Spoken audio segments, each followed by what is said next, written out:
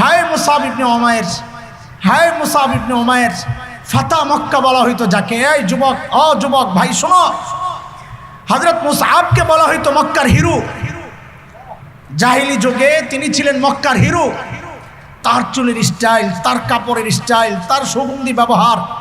মায়ের একমাত্র সন্তান, বাবা নাই, মায়ের ধনী মা, মায়ের একমাত্র সন্তান, ধন সম্পদের অভাব নাই। মুসাব ইবনে উমাইর দেখতেও সুন্দর, খুব ফ্যাশনেবল মানুষ। হ্যাঁ, তোমরা যেমন ফ্যাশন করো, চুলের স্টাইল আলাদা, কাপড়ের স্টাইল আলাদা। গোটা মক্কার নারী পুরুষ মুসাব যেদিক দিয়ে যায় তাকায়া থাকে, আহ কি সুন্দর মুসাব।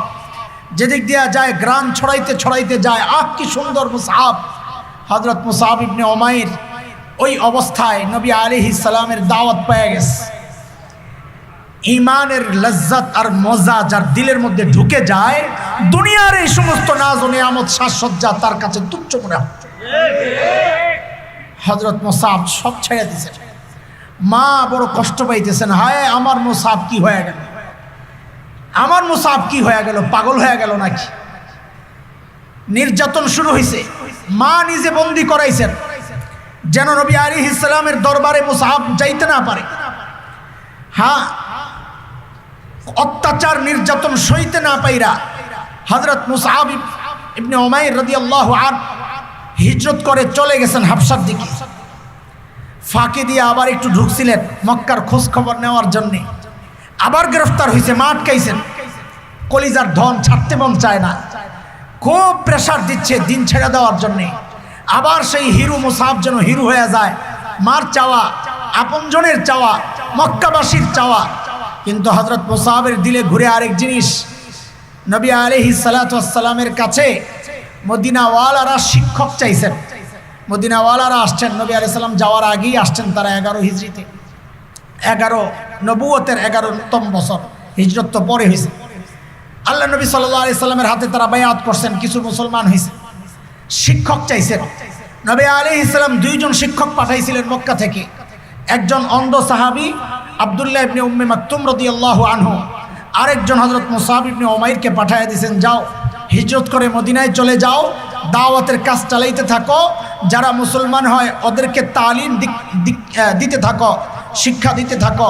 চলে গেছেন হযরত মুসাব ইবনে উমাইর। হায় জিন্দেগির পরিবর্তনটা দেখেন। নবী আলাইহিস সালাম হিজরত করে চলে গেছেন।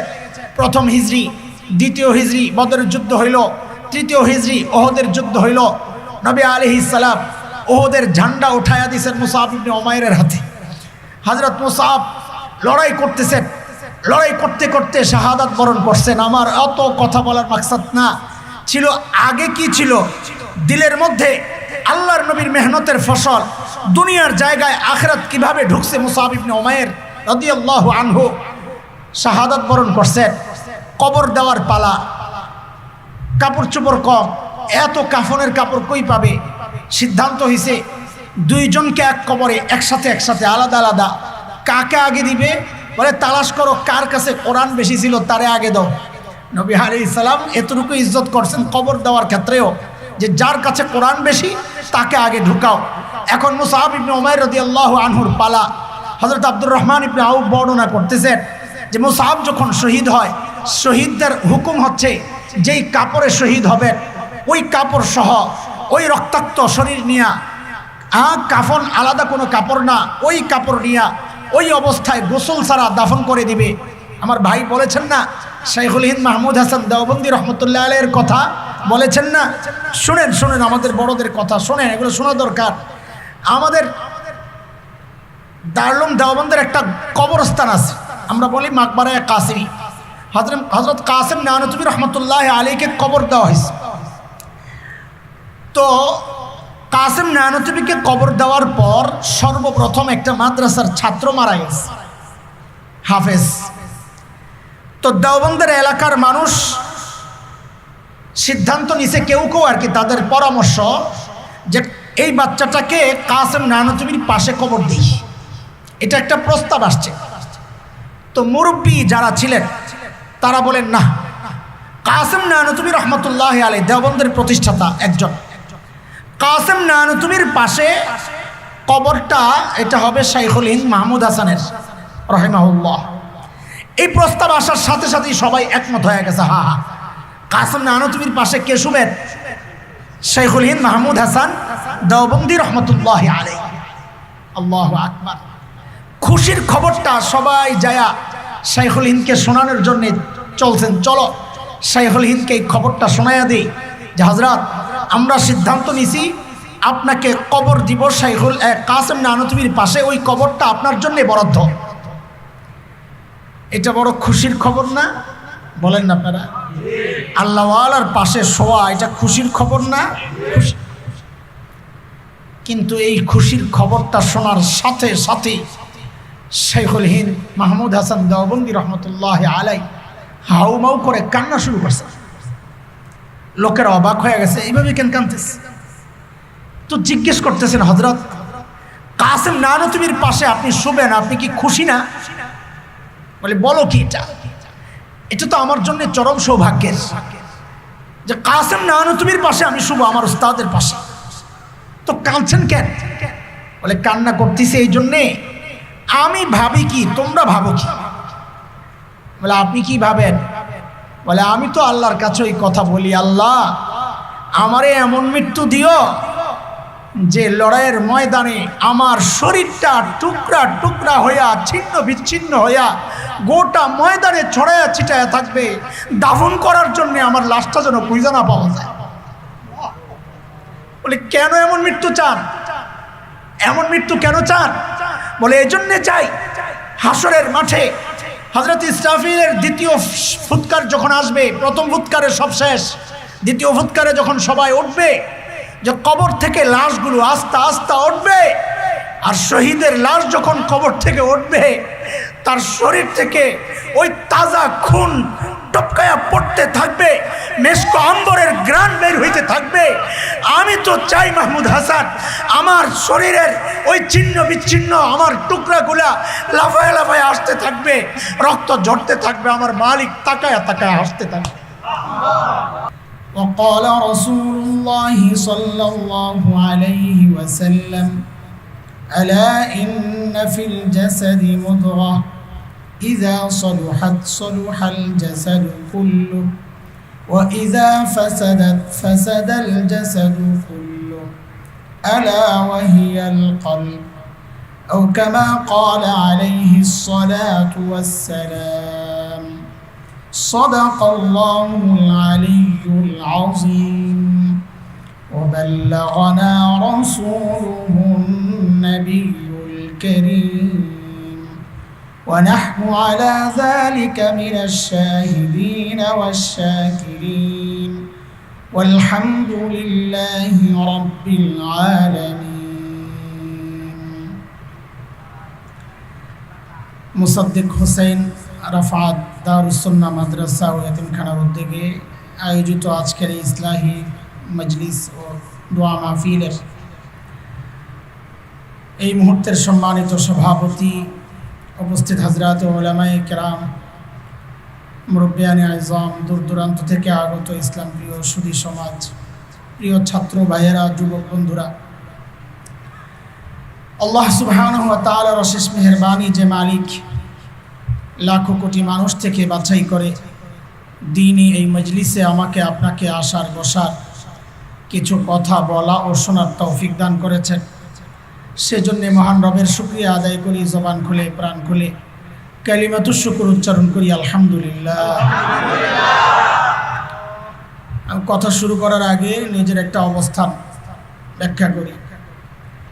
হাদিসে নিষেধ, আমরাও অভ্যস্ত নই বসায় রেখে প্রশংসা চলতে থাকা, এতে বিব্রত হয় আর কিছু বিষয় অবাস্তব মনে হয়। আমাদের যারা সঙ্গীত গাইছে তারা তাদের আবেগ প্রকাশ করেছে, মহব্বত করছে আল্লাহ তাআলার জন্য, আল্লাহ তাআলাও তাদেরকে মহব্বত করেন।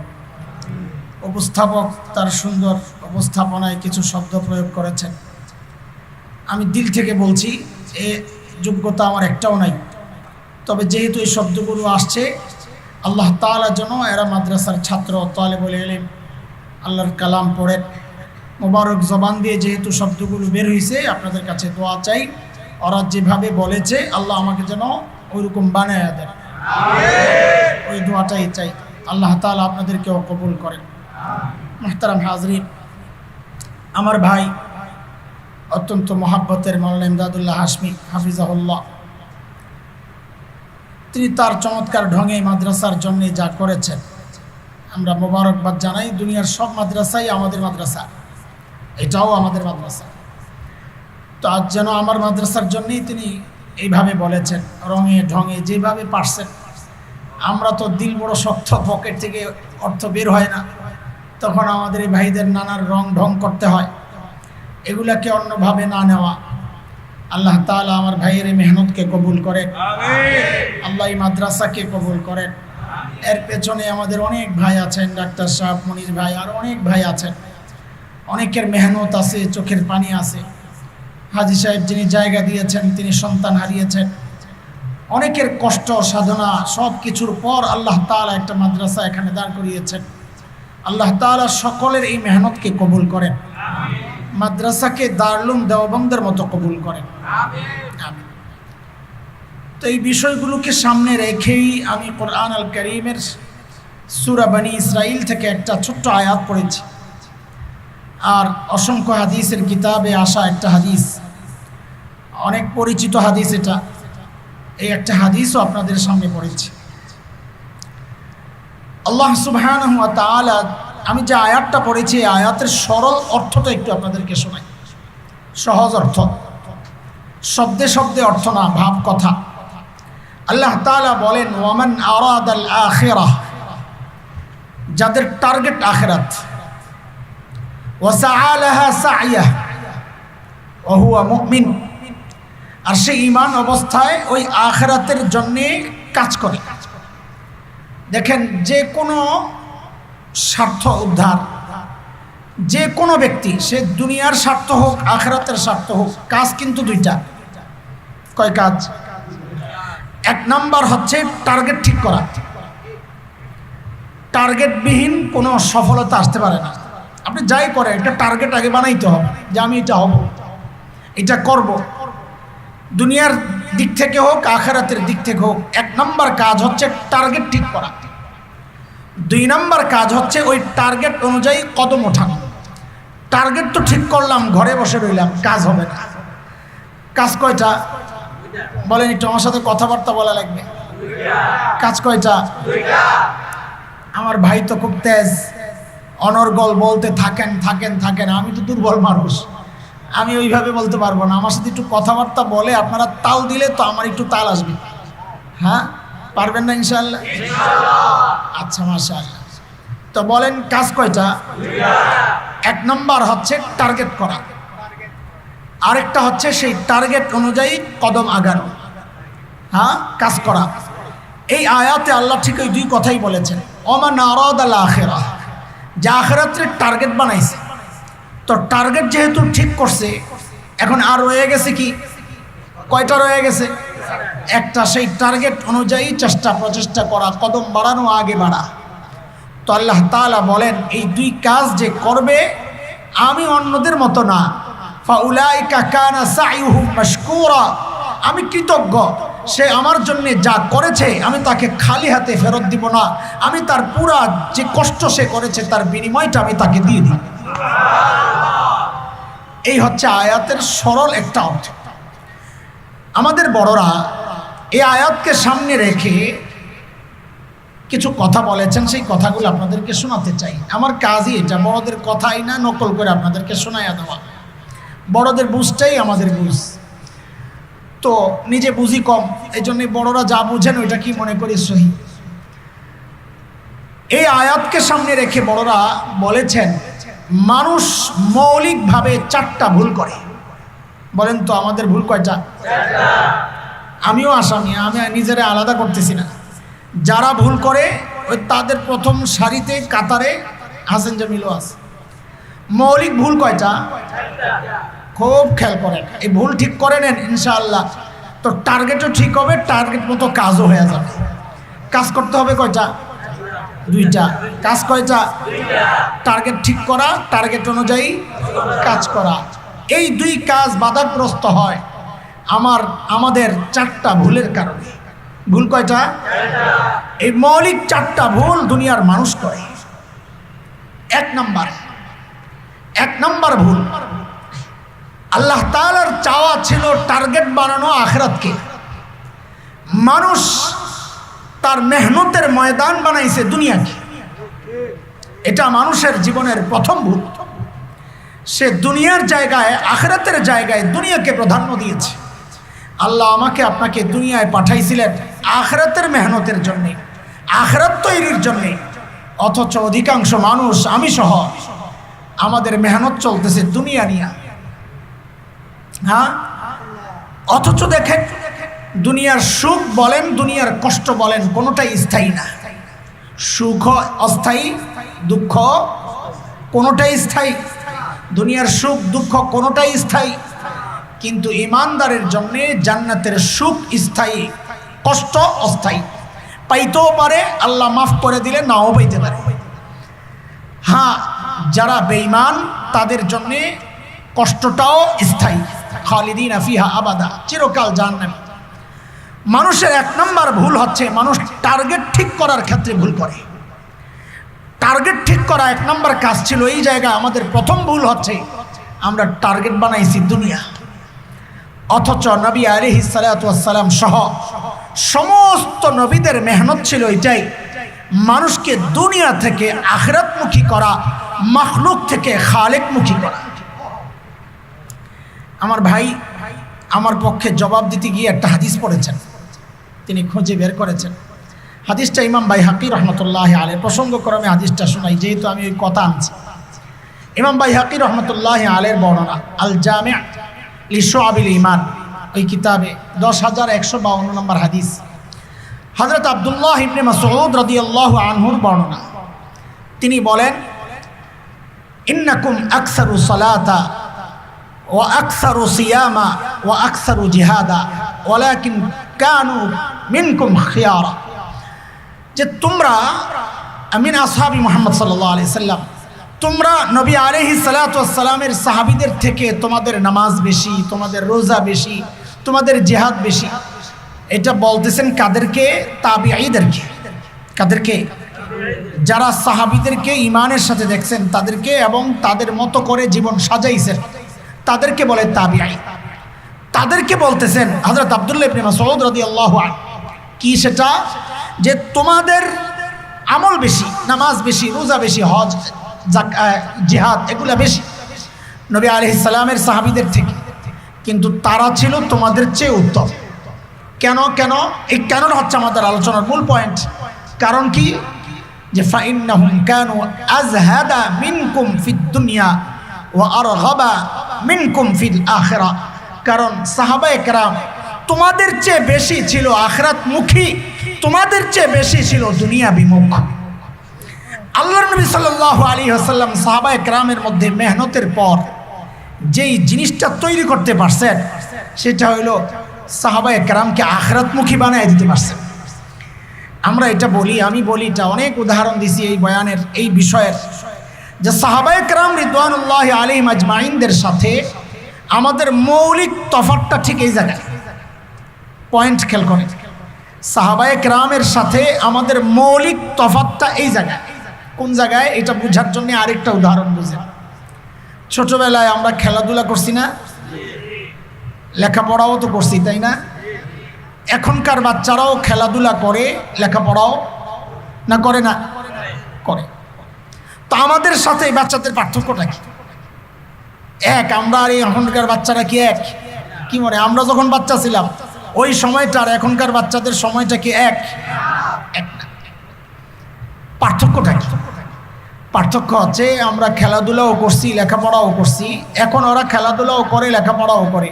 পার্থক্য হইল আমরা লেখাপড়া করছি, একটু ফাঁক টাক পাইলে খেলছি, আর এখনকার বাচ্চারা চায় খেলাধুলা করতে, ফাঁক পাইলে পড়তে।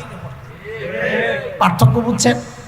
ঠিক হযরতে সাহাবায়ে কেরাম রিদওয়ানুল্লাহি আলাইহিম আজমাইনদের সাথে আমাদের মৌলিক পার্থক্য এই জায়গায়।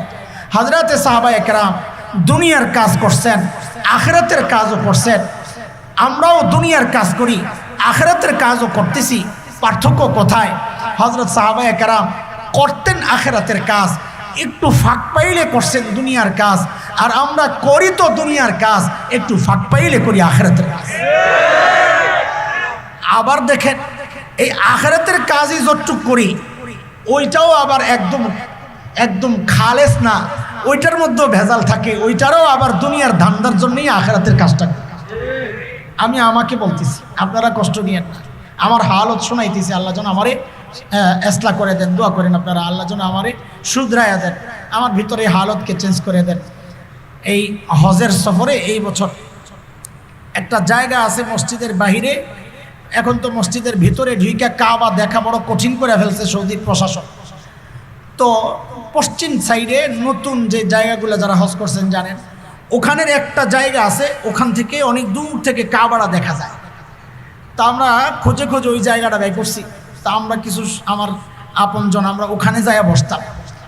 তো একদিন দেখি আমাদের এক বড় মুরব্বী হজরত মাওলানা আব্দুল গফফার সাহেব হাফিজাহুল্লাহ, ঢালকানগরের আব্দুল গফফার সাহেব হুজুর শেখুল হাদিস, তো হজরত আমাদের অনেক পেছনে একজনকে পাঠাইছেন, আমারে ডাকছেন হজরত।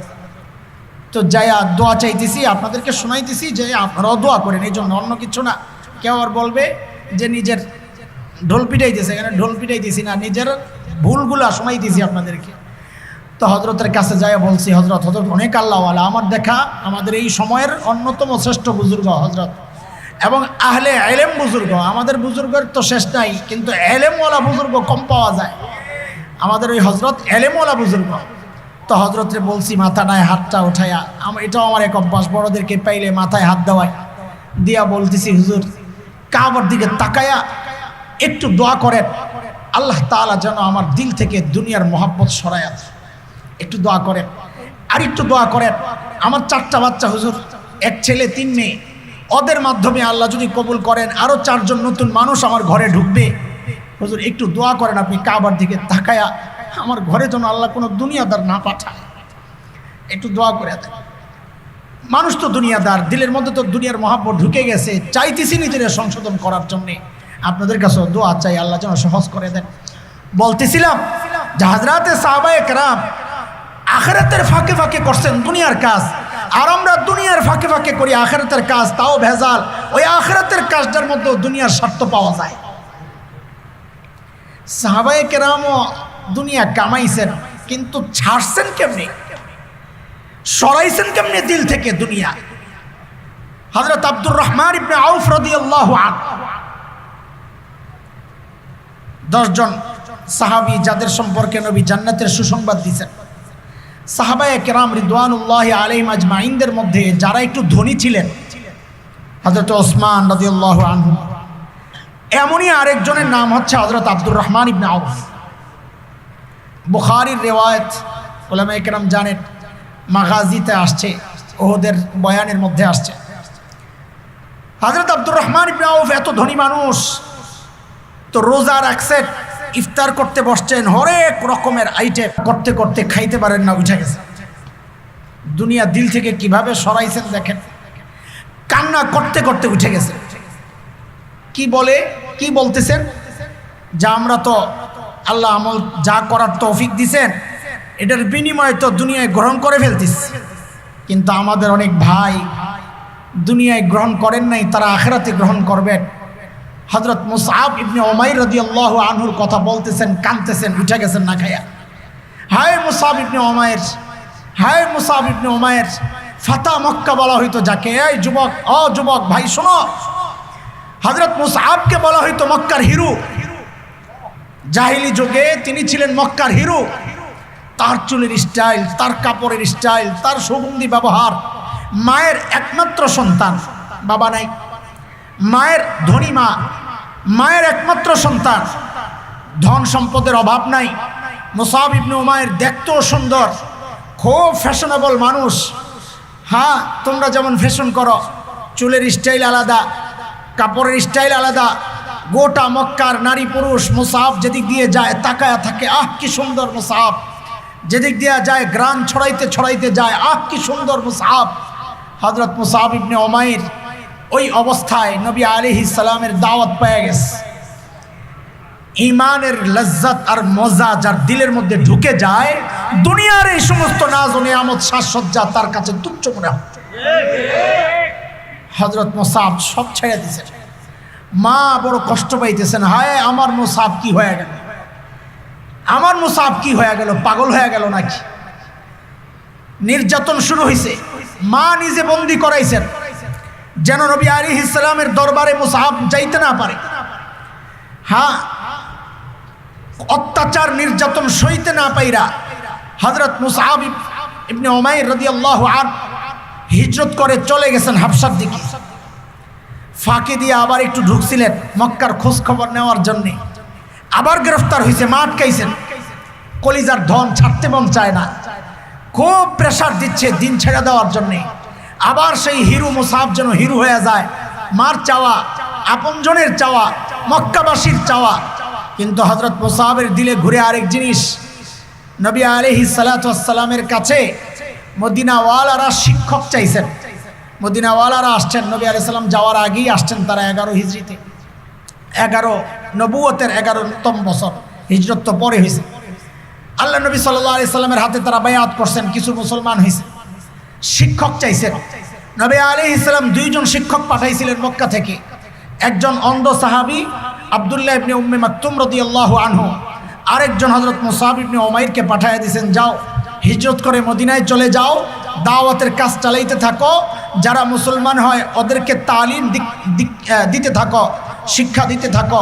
চলে গেছেন হযরত মুসআব ইবনে উমাইর। হায় জিন্দেগির পরিবর্তনটা দেখেন। নবী আলাইহিস সালাম হিজরত করে চলে গেছেন। প্রথম হিজরি, দ্বিতীয় হিজরি বদরের যুদ্ধ হইল, তৃতীয় হিজরি ওহদের যুদ্ধ হইল।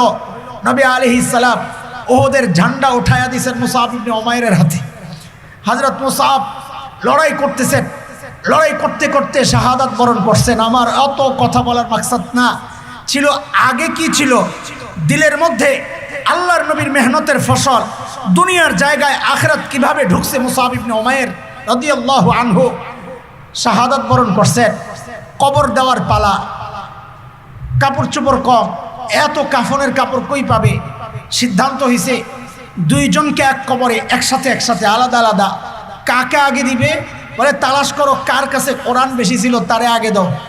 নবী আলাইহিস সালাম এতটুকু ইজ্জত করছেন কবর দেওয়ার ক্ষেত্রেও, যে যার কাছে কোরআন বেশি তাকে আগে ঢুকাও। এখন মুসআব ইবনে উমাইর রাদিয়াল্লাহু আনহুর পালা। হযরত আব্দুর রহমান ইবনে আউফ বর্ণনা করতেছেন যে মুসআব যখন শহীদ হয়, শহীদদের হুকুম হচ্ছে যেই কাপড়ে শহীদ হবেন ওই কাপড় সহ, ওই রক্তাক্ত শরীর নিয়া, কাফন আলাদা কোনো কাপড় না, ওই কাপড় নিয়া ওই অবস্থায় গোসল ছাড়া দাফন করে দিবে। আমার ভাই বলেছেন না, শাইখুল হিন্দ মাহমুদ হাসান দেওবন্দি রহমতুল্লাহ আলাইহির কথা বলেছেন না। শুনেন শুনেন, আমাদের বড়দের কথা শুনেন, এগুলো শোনা দরকার। আমাদের দারুল দেওবন্দের একটা কবরস্থান আছে, আমরা বলি মাকবারায়ে কাসিমি। হযরত কাসিম নানতুবি রহমতুল্লাহ আলাইহিকে কবর দেওয়া হয়েছে। তো কাসিম নানতুবিকে কবর দেওয়ার পর সর্বপ্রথম একটা মাদ্রাসার ছাত্র মারা গেছে, হাফেজ।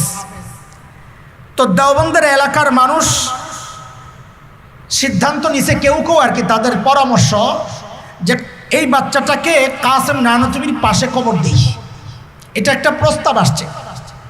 তো মুরব্বী যারা ছিলেন তারা বলেন না, কাসিম নানতুবি রহমতুল্লাহ আলাইহি দেওবন্দের প্রতিষ্ঠাতা একজন, কাসিম নানতুবির পাশে কবরটা এটা হবে শাইখুল হিন্দ মাহমুদ হাসানের রাহিমাহুল্লাহ। এই প্রস্তাব আসার সাথে সাথেই সবাই একমত হয়ে গেছে, হা হা কাসিম নানতুবির পাশে কে শুবেন? শাইখুল হিন্দ মাহমুদ হাসান দেওবন্দি রহমতুল্লাহ আলাইহি। আল্লাহু আকবার। খুশির খবরটা সবাই যায়া শাইখুল হিন্দকে শোনানোর জন্য চলছেন। চলো শাইখুল হিন্দকে এই খবরটা শোনায়া দিই যে হযরত আমরা সিদ্ধান্ত নিছি আপনাকে কবর দিব কাসিম নানতুবির পাশে, ওই কবরটা আপনার জন্য বরাদ্দ। এটা বড় খুশির খবর না? বলেন না আপনারা? আল্লাহওয়ালার পাশে শোয়া এটা খুশির খবর না?